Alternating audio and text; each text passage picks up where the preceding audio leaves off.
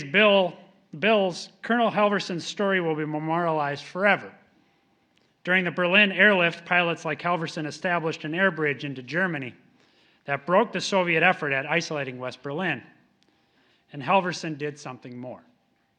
First with candy from his own ration, then with that of his battle buddies, and ultimately with candy donated by Americans back home, Halverson took it upon himself to airdrop over 23 tons of candy to the children of Berlin, earning him the affectionate title of Schokoladenflieger, or the candy bomber. That act of kindness, paired with our nation's advocacy for freedom, helped convince a generation of young Berliners that we would stand with them always, and forged a relationship that stands strong to this day. It's not hard to see a through line from those days to today's American-led commitment to freedom in Ukraine. Mr. President, the bills you're signing today not only memorialize Colonel Halverson, but help VA better serve vets like him. In your State of the Union, you challenged us to cut through partisanship and get things done for veterans. Well, these bills are the unity agenda in action. This day was made possible because of your leadership. And because, as our president and the head of a military family yourself, nobody better understands our nation's sacred obligation to all those we serve. Ladies and gentlemen, it's my distinct honor and pleasure to introduce to you a great friend of America's veterans, President Joe Biden.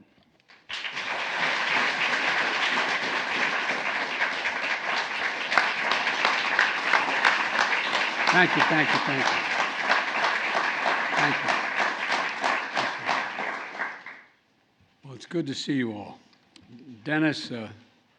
Secretary, thank you very much for that introduction, but more importantly, as a lot of the senators here know, for being my friend for a long time. And thank you for joining the administration. You know, when I was forming the administration, I knew Dennis could do any job in the administration.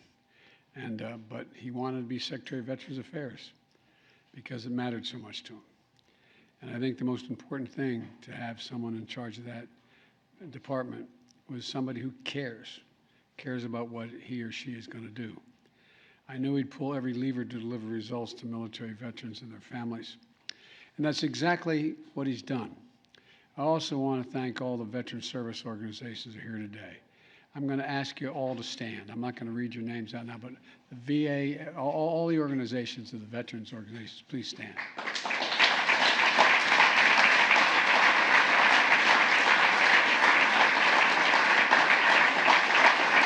Thank you. Before we leave today and we finish, I want to thank each one of you personally, because you just keep it going for us. You are the most valuable thing the veterans have. I mean it sincerely. So thank you. We owe you a great deal, and all the families owe you. And the Democratic and Republican sponsors of the bill, especially the leaders of our Veterans Committee, Big John Tester. John, thank you very much, old buddy, and Senator Moran, and thank you, as well as Takano, and you know, Washit is also here. Where are you? Where is everybody? There you go. Okay, you have four right across. Yeah, okay. I need glasses. When I look out, the only thing I see is Joe Manchin. Hey, Joe, how are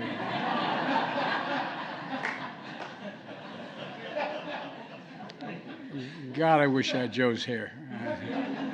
All kidding aside, all friends, look, you all did so much to make this day possible, all of you. And you're critical to the passage of the PACT Act, which is on the floor right now. And the act would extend benefits and services to those exposed to burn pits and toxic substances during military service, I should say, and we need your support to get it passed. And in my State of the Union address, I laid out a unity agenda of four big things that all of us Democrats, Republicans, and Independents could tackle together as a nation. First was the opioid crisis. Second was mental health. Third was cancer. And the fourth was supporting our veterans. Today, our administration is delivering on that agenda. In just a moment, I'll be signing 9 different bills with overwhelming bipartisan support that improve care for our veterans and honor their service and their sacrifice. And you've heard me say it many times before, Our nation has many obligations. It only has one truly sacred obligation. And I mean it, and I've been saying this for over 35 years, sacred obligation. And that's to prepare and equip those we send into harm's way and to care for them and their families when they come home. It's a sacred obligation because veterans are the backbone, the spine of who we are as a country. Less than 1% of the population risk everything to defend our nation and our values and everything we hold dear. And you know, the 99% of us who don't, we owe them. We owe them big. And that's what today's all about, is paying a debt, in my view. The United States and the State of the Union, I talked about, we need to talk about burn pits that incinerate waste of war, tires, poisonous chemicals, jet fuels, and so much more I won't even mention. Toxic smoke with thick poison spreading through our bases and into the lungs of our troops. And when they came home, many of the fittest and best trained warriors we've ever had were not the same. Headaches, numbness, dizziness, cancer. My son Bo was one of them. Under Secretary McDonough's leadership, the VA is pioneering new ways to link toxic exposure to diseases and to help more veterans get the care they need. Earlier this year, we expanded the eligibility for veterans suffering from 9 rare respiratory cancers. But current law does not entitle all toxic exposed veterans to mammogram services. It does now, and until today. The bill I'm signing into law will ensure that veterans who serve near burn pits get the preventative care they need. It's named after Kate Hendricks Thomas. And her husband and her handsome son is here today with 2 cousins. 2 cousins, right? Welcome, guys. Thanks for coming. This guy...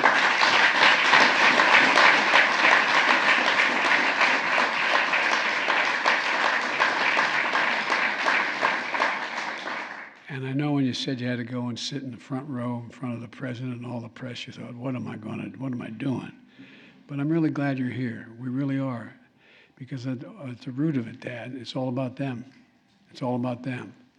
You know, Marine military police officer who was deployed in Iraq, diagnosed with stage 4 breast cancer from a mammogram. She advocated for women and men in the military to have access to such life-saving screenings. Sadly, she lost her battle in April. Gone too soon, but her legacy is going to live on forever. Our hearts are with Dr. Hendricks Thomas's family, and as I said, are here today, and other survivors, other cancer survivors. Another bill improves breast imaging services for veterans regardless of whether they're exposed to burn pits or not.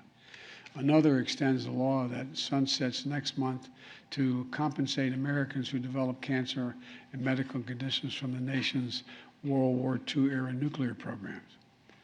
Beyond medical support for our veterans, several other bills honor our members in uniform and those who fought tirelessly on their behalf. The Congressional Gold Medal is going to go to U.S. Army Ranger veterans of World War II. Rangers who played a critical role in the D-Day invasion in Normandy, which began 78 years ago yesterday. 78 years ago yesterday. This elite group once numbered 7,000, but now it's down to 12, a dozen left. On behalf of our nation, we want to thank them for their heroism and their service. You know, as a point of personal privilege, it was my honor to sign a bill that will name the new VA outpatient clinic that will be built in Hawaii after a dear friend of mine and a former Senate colleague who I work with, and Maisie's here as well, but Danny Kaka. Danny was a great friend. He was an Army veteran of World War II and a former chair of the Committee on Veterans Affairs. One of the finest people I ever served with. He really was, a man of great honor and integrity. Today, I'm also signing a bill that dedicates a Veterans Center in Utah in honor of Colonel Gail Halverson, known as the Candy Bomber you heard about that Dennis just talked about. And I'm signing a bill that makes it easier to continue honoring veterans who have a building named after them when the VA switches properties. In other words, if there's a named building and the property is being abandoned, whatever building they're moving into, that will take on the same name. We'll have to go through the process of getting it authorized again. The remaining bills focus not just on our veterans' past, but the success of their future. We're going to strengthen the oversight of the VA's activities so veterans get the care they deserve, and restoring educational assistance benefits so veterans displaced by COVID-19 can continue to gain new skills to meet the demands and changing the workforce. Look, let me close with this. Last week, we commemorated Memorial Day. And a reminder that our veterans and our military families represent literally the best of America, the best of America. We can never fully repay the debt to all of you, but I promise that my administration will always have your back. I made that commitment when I ran, and I commit that now, and the men and women sitting before me made a similar commitment. We mean it. This is something we Bidens take personally. Every veteran and family member of a veteran who serves has made our lives, our liberty, and our very nation possible. We owe you. We owe you. And we thank you. May God bless you all, and may God protect our troops. And with that, now I'm going to go and sign those 9 bills. And at some point, I don't know, I'm no longer doing advance work, John, but I got to get you all up here for the signing. We'll work that out. So thank you. And again, kids, thank you for being here, okay? Thank you very much. Maybe I can talk to you afterwards. Will you talk to me later? Okay. All right. Thank you.